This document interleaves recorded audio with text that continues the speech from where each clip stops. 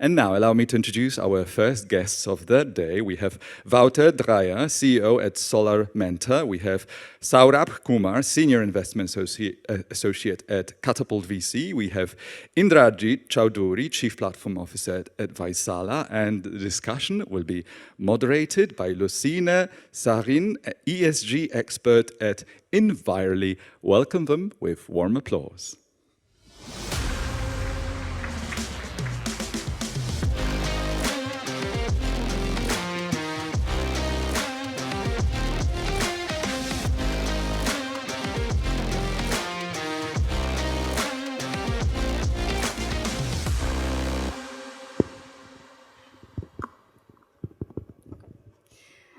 Dear guests and forward thinkers, I'm happy to see everyone who survived yesterday's party here.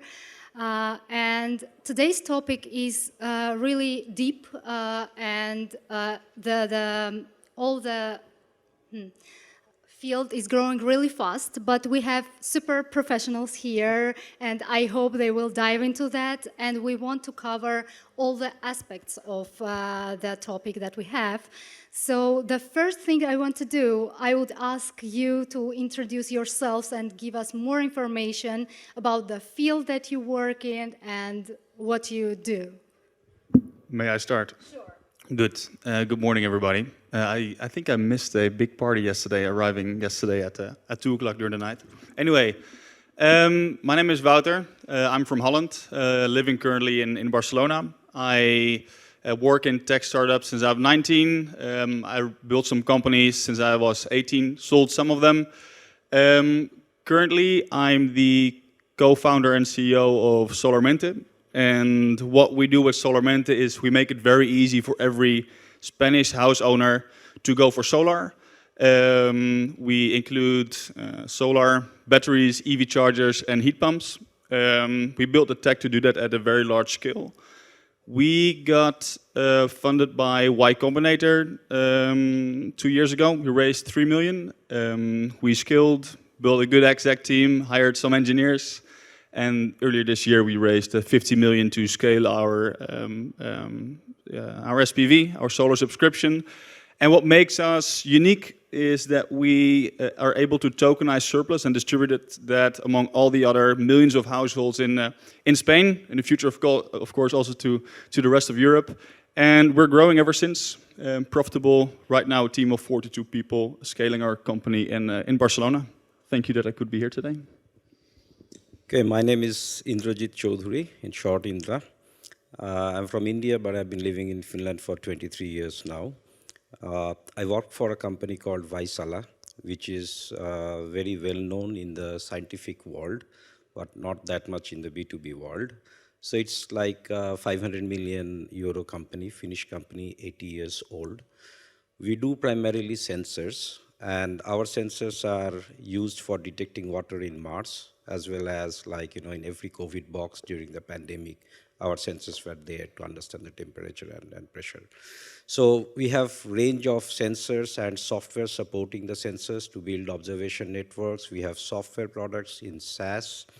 We have launched last year a family of products called Vaisala X Weather. That includes everything from normal weather forecasting, road weather forecasting, air quality forecasting, lightning detection, winter maintenance, road maintenance. So multiple different areas are where we are. So looking forward to the opportunity to the discussion here and bringing light on what we do and how it impacts the environment and the society. Wow, fancy stuff. Water in Mars, amazing. So hi, I'm Saurabh, Senior Investment Associate at Katapult VC. We are climate tech VC. We invest in seed, pre-seed and pre-series A startups, only climate tech startups, based out of Norway, invested in 169 companies as of now, around 50 countries, so pretty much global, all continents covered. So we basically first invest in companies and then we accelerate them. So what we do, we think that founders in general understand their team and product the best, but we understood that what the climate tech companies in general face issues when they are in their early stage. So we first invest and then accelerate in 3 main pillars. So we help the companies to become impact ready, investor ready, and growth ready. So basically, when you're actually scaling your startup, how do you think about your impact? How do you communicate your impact? How do you align that with your product roadmap, your impact strategy, your investor strategy? How do you think that who should sit on your board? How do you think about what type of investors you should raise from, and things like that? And basically what we have realized with time, because we have done this acceleration for 12 times already, so what we have realized with time is that usually deep tech founders, climate tech founders are very busy in developing these deep tech startups, and they sometimes forget the commercial aspect of it, the impact aspect of it, the communication aspect of it. So how do we actually help them to understand these things better and not really dive too much deeper into the team and product, because you are the expert on that. Probably, Wouter, you can confirm on that, or what do you think? I'm happy that you have this much trust in founders, but sometimes, based on my experience, they could use a little help in structuring and before hyperscaling. Thank you so much. As you see, they are very from different angles. We can share the information from different angles. And I want to start my first question with Indrajit. Climate change poses an existential threat to our planet. So how can urban innovations not only mitigate environmental impact, but actively contribute to climate resilience in the face of ongoing challenges? That's a long question. I will try to deal with it slowly, one by one. First of all, I think, climate change is obvious. It's nothing more to discuss. And the most important thing that we can do as humans is to understand what's happening in our environment. That brings us to the discussion about what we do. We try to basically build the weather and the environmental observation networks. And with the help of those networks, we are able to then understand the severe disasters or the severe sort of weather impacts, what is happening. Now, if you look at the numbers, only in the US this year, like in 2023, there have been more than $57.6 billion of losses that has happened due to severe weather. The global number is around $93.4 billion. We have lost 62,000 people in the first half of the year, compared to 68,000 over the full year in 2022. These are all happening because of the severe weather phenomenon. Now, how can we predict and how can we basically provide the alarms so that people can take actions, businesses can take actions, are the most important thing that I believe, which can help us to build the resilience that the citizens are asking the cities to build for them. That's the first one. The second one, of course, is energy. As we all understand, and we have been discussing that, we need to be getting out of the fossil fuel. We need to go towards clean energy. Now, we have also been working on the energy area. We do forecasting of renewable energy assets, like how much energy you are going to predict tomorrow. And that impacts the day trading. So it's solar and wind. So primarily, I think, if we are able to move towards renewable energy, that will help us, and that also has an impact on the reduction of the CO2. Then there are other industrial areas which businesses are facing every day, like, how to control your CO2 emissions. How do you go towards the ESG guidelines? So there are multiple things you need to understand by sensing things at your businesses, your factories.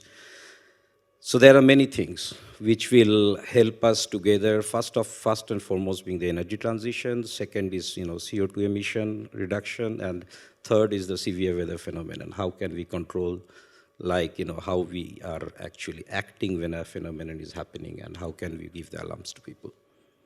Thank you so much. That was very interesting to hear.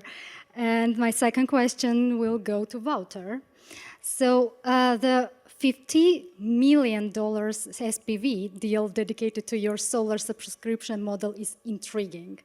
So could you elaborate on how this model as a benchmark works and the potential impact of widespread adoption of clean energy in residential areas? Got it. I'll try to formulate my answer as structured as you did.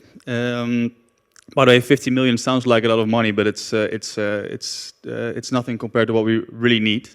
We deploy it in a couple of years. So, how I think that this 50 million will accelerate the energy transition and how we can help is more something that I've learned working on SolarMente for 4 years right now in Spain. So, by the way, you can apply this to everywhere in the world, but what I've seen is that people do not want to pay 5,000 or 15,000 euros up front. You go for solar because you want to contribute to climate positively or save money. Well, I can tell you nowadays people want to save money instead of like really saving the climate. So let's not change that thought, but let's build a business model around that where people can save money from day one without investing and keep that 10K in their pocket. Sounds like a really good deal. So we created a model where people can actually contribute to climate and save money without initial investment. And we use that 50 million to create a Netflix for solar. So we subscribe people to solar. We install 10 panels on a household and they can save money and a lot of money. And we use that data, that financial no-brainer to enter somebody's trust, somebody's household, their data, because everybody consumes energy, and it's up to us to make that consumption done in a very profitable way. So here's why. And here's how. We created the model where we can analyze their consumer data. So we know when people are at home and consuming electricity, but we can also know when they are not at home and have a big surplus. So we created the code that sends updates and upgrades automatically. So we do not only do solar, we upgrade the system with batteries, stationary batteries, bi-directional EV chargers and heat pumps. And all like adding a slice of cheese on your hamburger is the same as adding a battery to your solar system. And that's what we built all in-house. So this 50 million only accounts for 10,000 installations. We will deploy in 2.5 years from this very day. And we need probably 500 million in a couple of years. And answering your question in short, it is it's an elixir, something that powers the energy transition in a way that we think is by far the best way. Thank you very much, and good luck with your path. I hope you will succeed. My next question will be to Saurabh. So, as an investor specializing in climate tech ventures globally, what trends or patterns do you observe in urban climate tech startups, and how do you identify ventures with the most potential for positive environmental impact? Well, talking about trends, of course, there are lots, and I would not like to bore our audience with lots and lots of trends, but I can say a couple of highlights which I've been seeing, and then I can focus on the second part of the question more. So first trend is, of course, what we see is, we all know because of the macroeconomic scenario, the investment in the startup space has gone down. If you see recently, there was a PwC report which said 40% of climate tech investment has fallen down by 40%. But still, if you see other sectors, climate tech is the least affected sector. So in other sectors, it's less than, or it has fallen by more than 50%. So if you're building in climate tech space, then of course you're still in good space right now. And within climate tech, early stage climate tech has actually received or been least affected in general. Second, talking about what you were saying, Wouter, about the solar and energy in general. So because of course, in 2022, we all see how the energy price has gone up. So because of that, people have been shifting towards energy optimization, solar energy. We have been recently hearing a lot that solar in general has crossed the tipping point, which probably is also super good for your business in general, right? And third, I can say voluntary carbon market in general in urban climate tech in general. A lot of people want to offset their carbons and things like that, but people are becoming more and more aware about what type of carbon offsets and things like that are available out there. But it's becoming more and more consolidated because it is so crowded in general that people have started to think about the pros and cons of each type of carbon offsets and things like that. So we have been seeing that it's getting crowded, but at the same time, the founders in general need to be super aware about the price which is there in the market, what people are demanding in general, and the quality of the carbon credits. But I won't go real deep into multiple trends, but what I can say about the second part of your question is that what founders in general need to really understand that while building climate tech startup, right? And how they can actually become successful. And what we have seen with time is that, of course, general climate things like team, traction, tech, timing, and all these things are very common. So I won't really go deeper into that because this is very common across the sectors. But when you are building climate tech, in general, we would say that one thing which I've been seeing in my 4 years of experience within climate tech is that founders get confused between the impact as DNA of the company versus impact as part of the company. So I generally ask a lot of founders that, let's say some years later down the line, the timing and everything becomes like that what happens is, if your startup is not impactful, will your startup really survive? When I'm saying impact here, of course, impact is very wide in general, but when I'm saying climate impact, will your startup survive? So a lot of startups say, yes, it can survive in that manner, and that manner. Then your startup is not having impact or climate impact as your DNA. It's a part of your business. So now if you need to differentiate as a founder that you have impact as part of your business, or the entire business is about impact, and choose your investors accordingly, because that will really help you as an impact or climate impact founders. For example, if impact is a part of your business, then go for bigger funds which has impact as part of their investing strategy, but not the entire investment is about impact, for example, for us. So impact is very binary, and again, of course, climate tech is very growing market, and things are changing a lot. So be aware about the infrastructure which is there, the consumer awareness, and things like that. So this is basically, I would suggest in general to the founders to become a successful startup in the climate impact space. Thank you so much for your insights. And now we have a slightly time for audience. So if you have questions, I would really appreciate to ask now. And actually, we will have more questions with the audience. So one question now. Do we have any questions from our audience at this stage? Comments, questions you would like to contribute? If not... Hi guys, thanks for the panel. I'm Guy from Amsterdam Circular. We support circular economy startups, which tend to be hardware focused. They're having a super hard time raising capital at the moment. Just wondering if you have any advice for startups that are tackling climate problems using hardware, often pursuing alternative ownership structures like steward ownership, basically the hardest things to invest in ever. What options exist for them? I would go first. You can Sounds say because like you're building hardware startup, and then I can give my investor. Sure. Sounds like a challenge that we are facing, or we face over the last month. So I'll take you back 2 years ago, where valuations of startups were absolutely bonkers. We could raise 2-3 million just by some phone calls. And right now we see that the trust in startups, at least in the VC industry, is lower. I mean, the risk profile.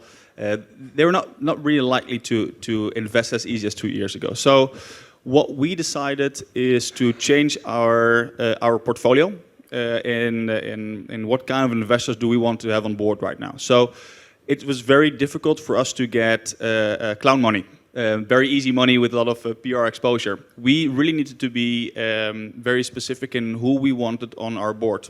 First, to do that, we had to cut a lot of costs. I mean, we did a layoff in team. We had to focus on our top performers, and that's the team that we have right now. And the second one is, if we survive the storm, because many startups are seriously struggling right now.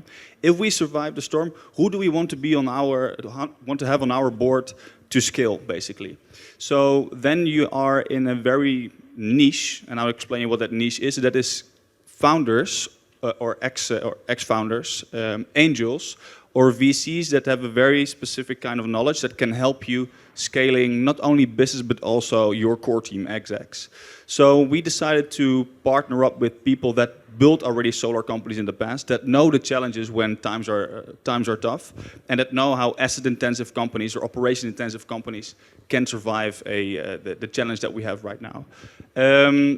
Most of them are angels, people that sold big businesses before and built that from a small team and on. And right now, we already started the chats with bigger funds, Global Founders Capital, Battery Ventures, Liquid 2. I mean, we got funded by YC, so we do have good access to these companies, to these VCs. And now we can create this FOMO that we have a big runway, and we do have an exec team which is absolutely crazy, and we have the right angels to scale with. So we are preparing for a perfect storm with some strategic decisions, ready for the January, February when we do our Series A. But right now, if you need to do a Series A, you're in tough times, I think. Yep, I agree. And that's where, when I was saying about our company, Katapult VC, accelerating or helping the founders in climate space to become investor ready, this is where we helped them to understand about the things what you were saying. So one suggestion, of course, whatever Wouter said, I agree with it. And one suggestion is that at this stage, if you are lucky and if you're able to raise right now, then raise more amount of money than you actually require. And of course, don't only look for equity investments, but also look for a funding mix in general, because of course, there are multiple other ways as well.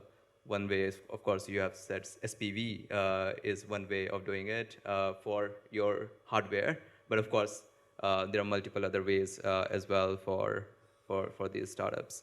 So yeah, thinking in advance in general, showing the investors who actually you're talking to that you have a proper roadmap planned for yourself, and that roadmap is not only about your product roadmap, but like things like how an investor can actually, even in this risky time, if they are investing now, what type of return they can get after X number of years.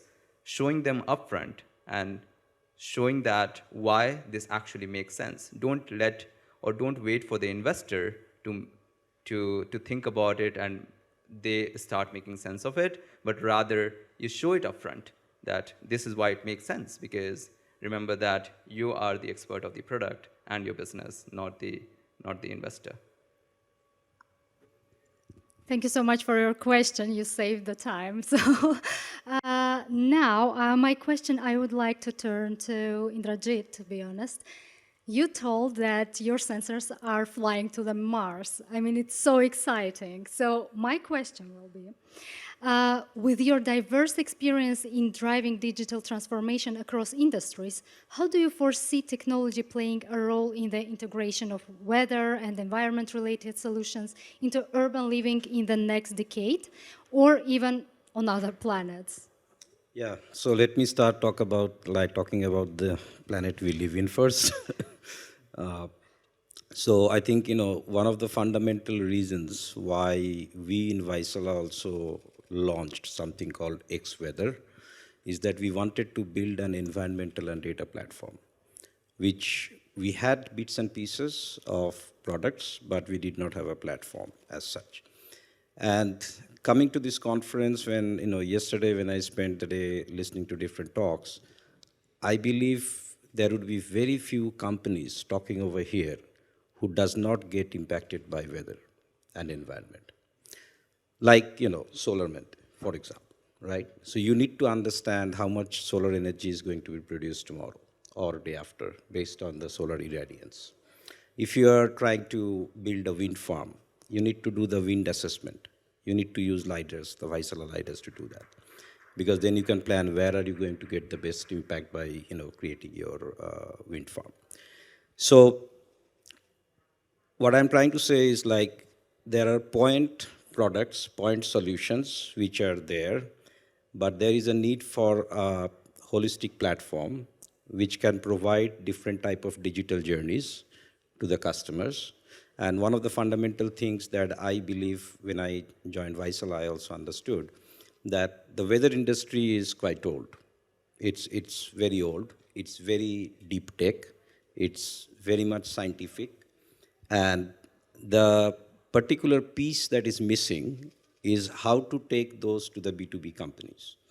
Because when we talk about urban innovation, tech innovation that is like, happening in this scenario, there is a need for the digital journeys to be provided to the B2B companies so that they can integrate our products into their offerings. Because we cannot do everything by ourselves. So we want to build a platform which helps other companies to integrate our products and offerings and serve their customers and make the planet a better place to live. Now, talking about Mars, I think, it's like Mr. Musk is building the rockets to take us there at some point. But like at this point, it is very much a scientific analysis what's happening. Like Mars is more or less a twin planet of Earth. And the studies that are going on right now with NASA is to understand if Mars had water some billions of years ago, and if we live in Earth now, so how do we model the evolution of Earth? Is it going to face similar disaster situation or not? So I don't think at this point people are thinking when are we going to live in Mars by taking the rocket. But I think like the digital scope is very limited right now there. It's just getting the data from there. So overall, I would say like, we can help every company to create an offering for their particular customer segment, be it a smart city, be it like a port, be it an airport, be, anything which is impacted by weather. Or even like a ride-hailing taxi company, I think there was a presentation here. So you need to understand how the road weather conditions are. So we provide the most accurate road weather information to companies. It is needed for autonomous driving. So autonomous driving companies and the car companies are our customer as well. So if you have a BMW, you will see the Vaisala logo there for the weather. So they need to understand how can people drive safely in the road, and when it is an autonomous vehicle, how it is going to maneuver. So all those things are now delivered digitally through our X-Weather platform, and that's what we want to open up for everyone. Thank you very much. That was very interesting. My next question will be to Saurabh. So since you talked about consumer on the last question, I wonder, urban consumers face many challenges in our journey of sustainability. So how can innovative business models and entrepreneurial initiative pave the way for widespread adoption of planet-saving innovations in urban environments? Long Very question, long. sorry. No, it's interesting about when you see consumer behavior in general, and I've written a thesis on it recently, and that's where I'll go back, think about, and yeah, share my insights. So in general, consumers are any consumer behavior is driven by cost-benefit analysis. People do cost-benefit analysis. Sitting on this panel, I did my cost-benefit analysis. Coming to Urban Tech Forward, I did my cost-benefit analysis. Everyone does that, and that's consumer behavior. Sometimes it's very naive to think that because Earth will be saved if we take climate action, consumers will be driven to do that. And Wouter, you also said that because of the solar panel, people are thinking about money in their pocket. It's saving money to them, and that's why they're taking action towards solar installations and things like that, right? Similar for any type of consumer behavior that people do, and in terms of sustainability, there will be cost-benefit analysis.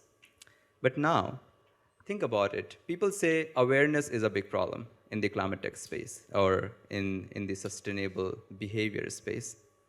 Quick show of hands from the audience.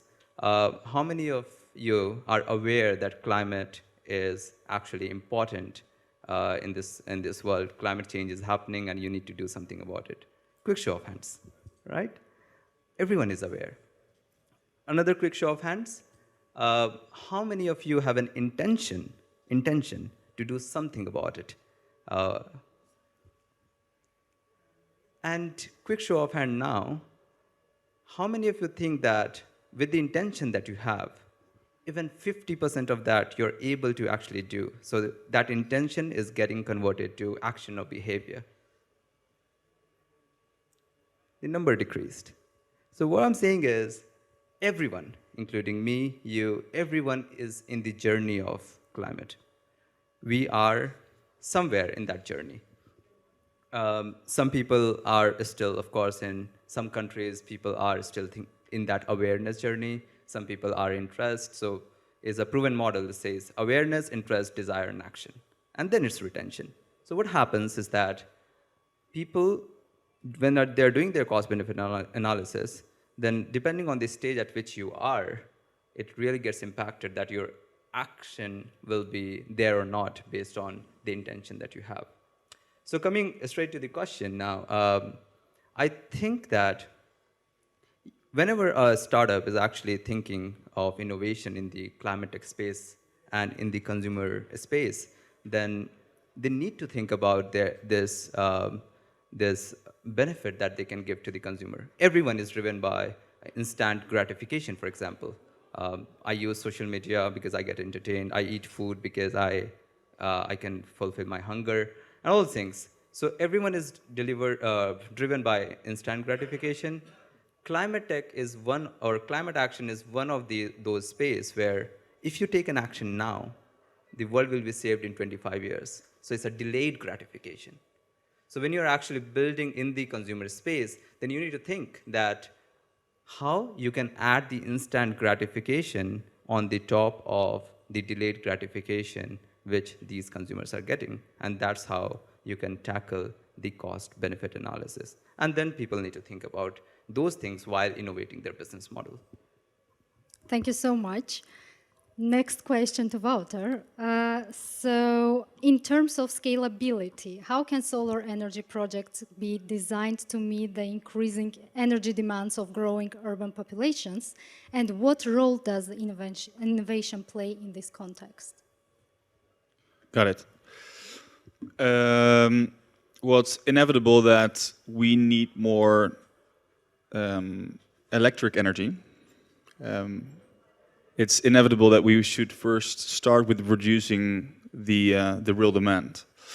After that, I think it's good to provide the new source of or new flow of clean energy, and that portfolio is divided in a couple sources.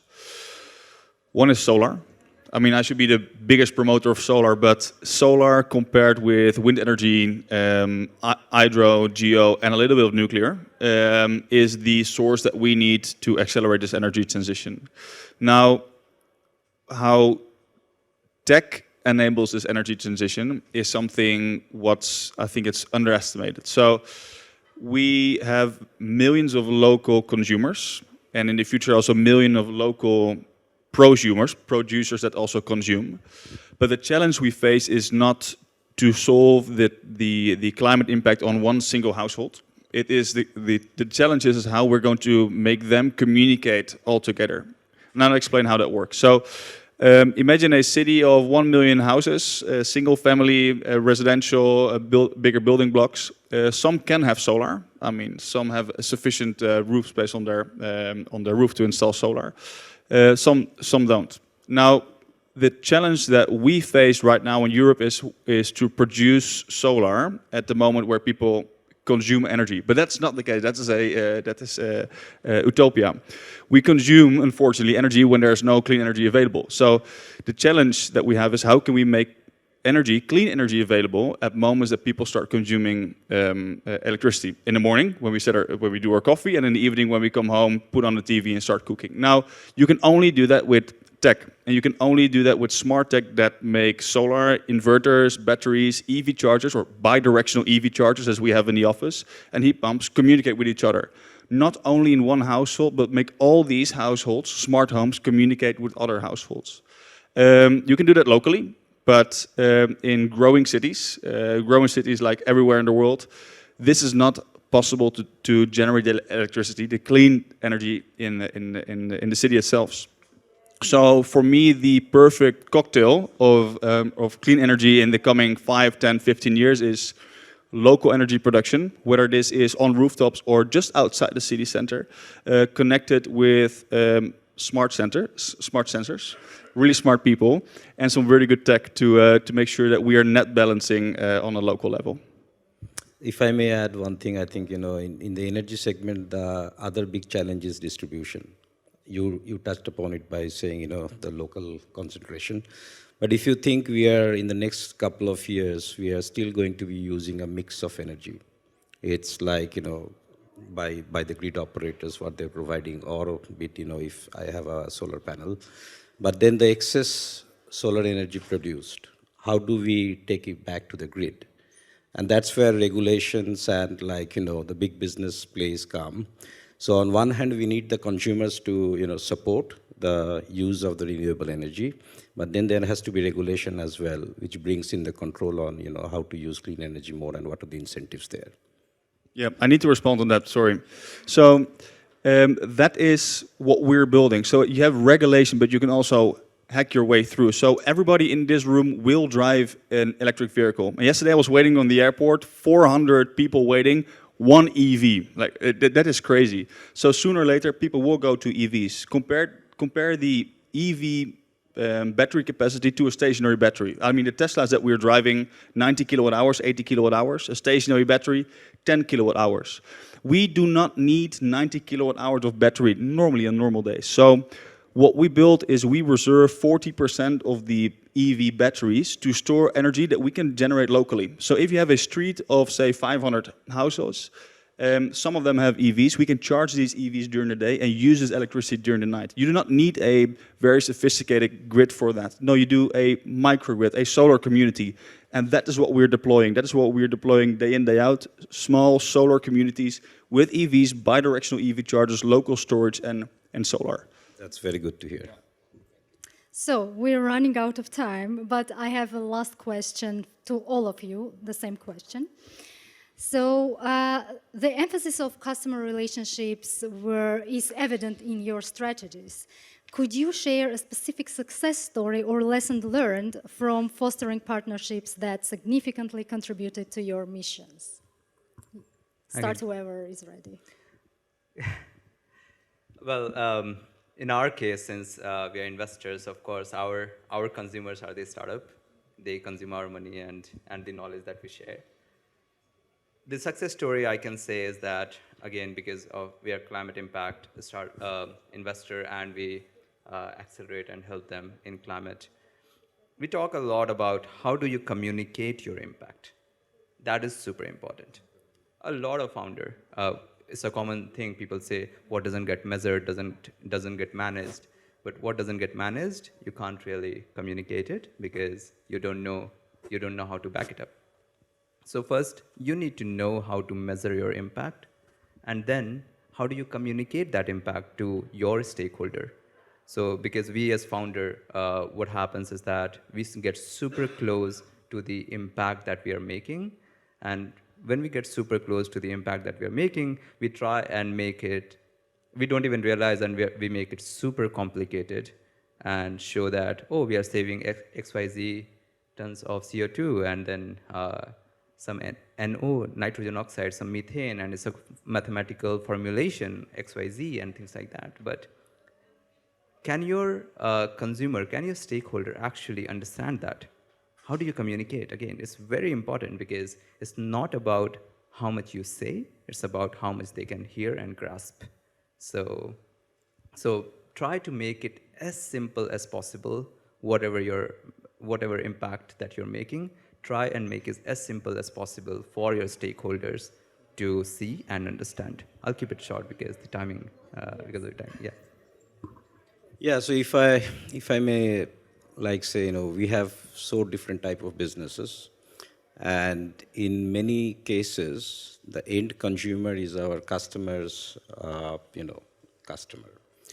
So as a B2B offering or a B2G offering, we always try to ensure that, we have the best product. Our product quality is, best known, it's world famous.